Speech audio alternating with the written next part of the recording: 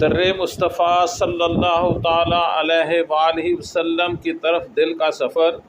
السلام علیکہ یا سیدی یا رسول اللہ صلی اللہ علیہ وسلم، الصلاۃ والسلام علیکہ یا حبیب اللہ صلی اللہ علیہ وآلہ وسلم۔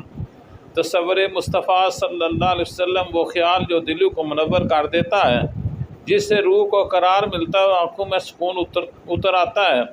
وہی تو ہیں جن سے ہر دل کو روشنی ملتی ہے، جن کے ذکر سے سینہ مہک اٹھتا ہے۔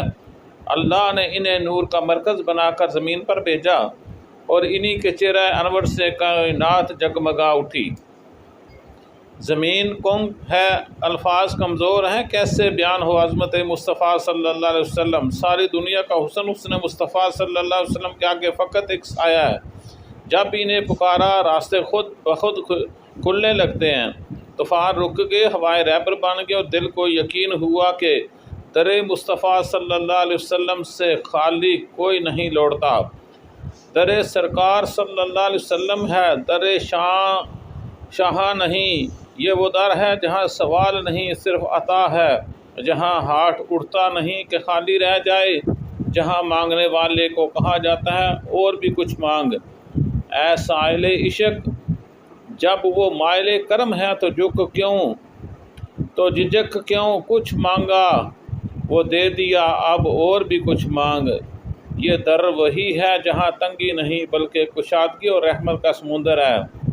کم ظرف نہ بن، اپنے دامن وسیع کر، یہاں مولا اپنے بندے کو خالی ہاتھ نہیں لٹاتا۔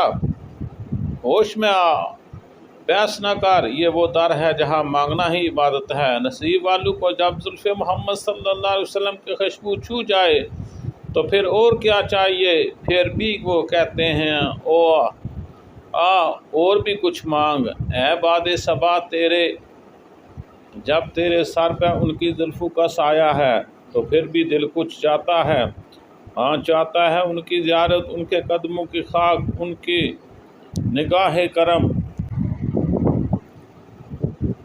اے بندہ اگر اس در تک پہنچ گیا ہے تو جان لے تیری منزل